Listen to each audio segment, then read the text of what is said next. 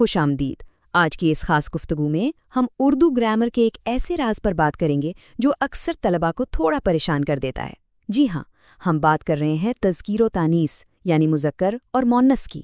عام طور پر اسے ایک خشک سا نصابی موضوع سمجھ لیا جاتا ہے، لیکن یقین مانیں یہ کوئی بورنگ رٹا لگانے والی چیز نہیں ہے، بلکہ یہ زبان بولنے والوں کا بنایا ہوا ایک انتہائی زبردست اور دلچسپ لسانی کوڈ ہے، اور آج ہم مل کر اسی کوڈ کو ڈی کوڈ کرنے والے ہیں۔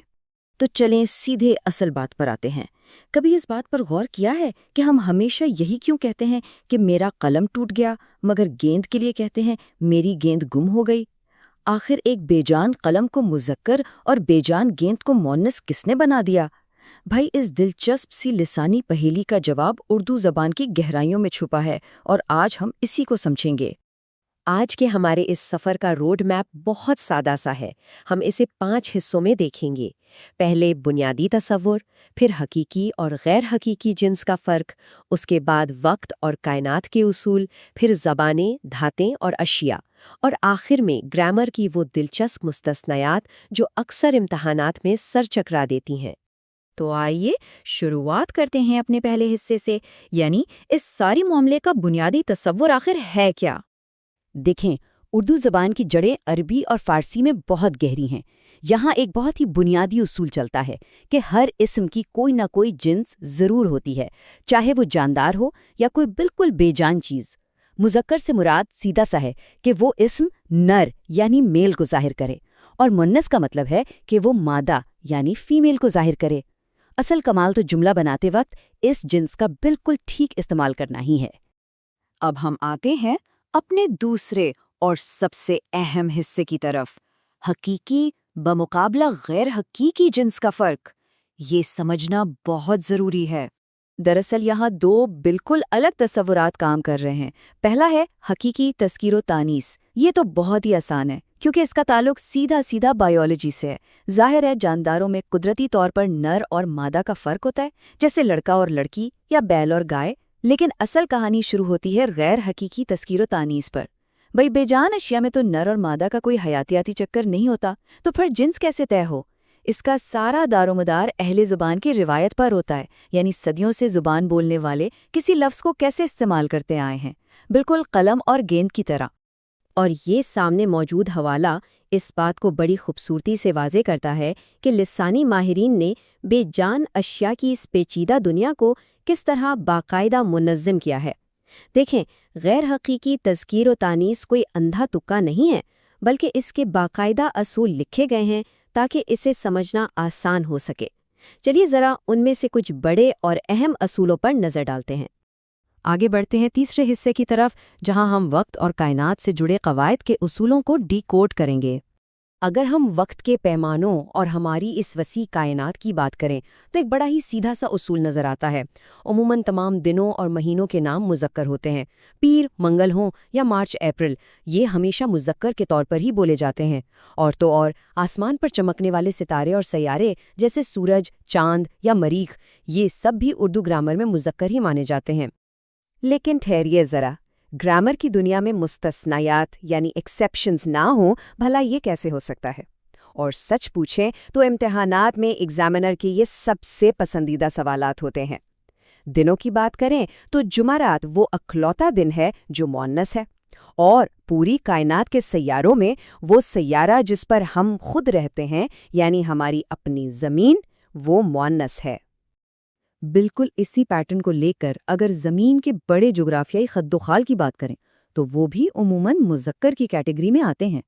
دنیا کے بڑے بڑے پہاڑ ہوں یا سمندر جیسے ہمالیہ اور بحرۂ عرب، ملکوں کے نام ہوں، تمام براعظم یا بڑے شہروں کے نام جیسے ایشیا اور لاہور، یا پھر زیادہ تر دریاؤں کے نام جیسے راوی اور جہلم، یہ سب کے سب مذکر ہی بولے جاتے ہیں۔ لیکن یہاں پھر کچھ بہت ہی حیران کن مستثنیات سامنے آتی ہیں۔ دریاؤں میں مشہور گنگا اور جمنا مؤنث کے طور پر استعمال ہوتے ہیں، اور شہروں کے ناموں میں تو ایک کمال کا لسانی کرشمہ چھپا ہے۔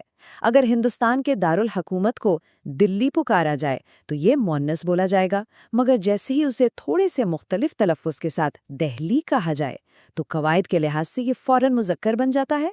یہ دراصل اردو زبان کی وہ نزاکت ہے جو صرف اہل زبان کے روزمرہ استعمال سے ہی سمجھ آتی ہے۔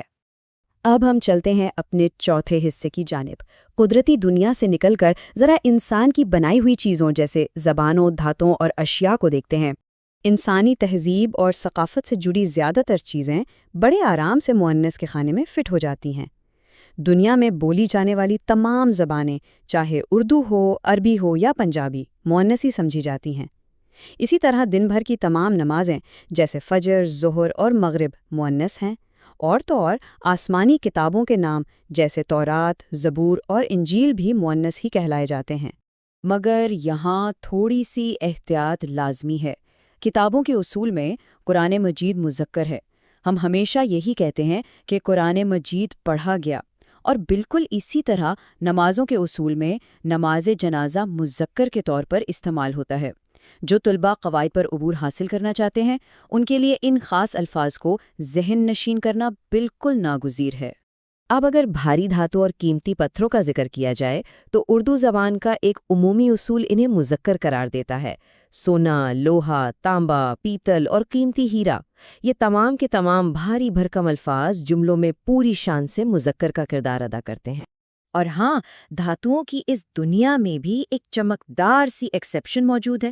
تمام دھاتوؤں میں چاندی اور برتنوں پر کی جانے والی کلئی کو مؤنث بولا جاتا ہے۔ یہ وہ خاص مستثنیات ہیں جو اپنے عمومی قاعدے کو توڑ کر گرامر میں اپنی ایک الگ پہچان بناتی ہیں۔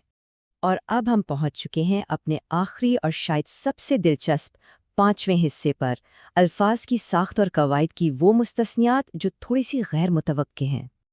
دیکھیں، سب سے پتے کی بات یہ ہے کہ آپ کو ہر لفظ کی جنس رٹنے کی بالکل ضرورت نہیں۔ اسکرین پر موجود اس حوالے پر غور کریں۔ الفاظ کے آخر میں آنے والے حروف، جنہیں ہم لاحقے کہتے ہیں، وہ خود کھلم کھلا اشارے دے رہے ہوتے ہیں کہ لفظ کی جنس کیا ہوگی۔ یہ سمجھ لیں کہ یہ لفظ کی اپنی ساخت میں چھپا ہوا ایک خفیہ کوڈ ہے۔ چلیں ان ساختی اشاروں کو تھوڑا ڈی کوڈ کر لیتے ہیں۔ عام طور پر اگر کسی لفظ کے آخر میں الف یا گول ہے آتا ہے تو وہ مذکر ہوتا ہے، جیسے بچہ یا دلہا۔ اگر عربی کے الفاظ کو مؤنث بنانا ہو تو ان کے آخر میں بس ہے کا اضافہ کر دیا جاتا ہے، جیسے شاعر سے شاعرہ۔ اور اگر بے جان اشیاء کی بات کریں تو جن الفاظ کے آخر میں چھوٹی یہ آتی ہے وہ زیادہ تر مؤنث ہوتے ہیں، جیسے پگڑی، کھڑکی یا کرسی۔ یہ ایک چھوٹی سی ٹرک ہے جو بے شمار الفاظ کی جنس پہچاننے میں آپ کا وقت بچا سکتی ہے۔ لیکن خبردار، چھوٹی یہ کہ اس اصول میں ایک بڑا کیچ ہے۔ یہ 4 الفاظ جو امتحانات میں سب سے زیادہ پوچھے جاتے ہیں وہ اس اصول کو نہیں مانتے۔ پانی، دہی، موتی اور گھی، ان سب کے آخر میں چھوٹی یہ آتی تو ہے، لیکن یہ چاروں 100% مذکر ہیں۔ ہم ہمیشہ کہتے ہیں پانی گر گیا یا دہی کھٹا ہے، کھٹی ہے نہیں۔ ان چاروں کو تو انگلیوں پر یاد کر لینا چاہیے۔ اچھا، اب ایک اور حیرت انگیز پہلو کی طرف آتے ہیں۔ زبان کوئی پتھر پر کھینچی لکیر تو ہوتی نہیں، یہ وقت کے ساتھ ساتھ اپنا رنگ بدلتی ہے۔ اردو میں کچھ الفاظ ایسے بھی پائے جاتے ہیں جو کسی ایک خانے میں قید ہونے کو تیار ہی نہیں۔ ان الفاظ کو دراصل مشترک جنس والے الفاظ کہا جاتا ہے۔ مثال کے طور پر سانس، بلبل، فکر، اور یاد ہے وہ گیند جس سے ہم نے آج اپنی بات شروع کی تھی۔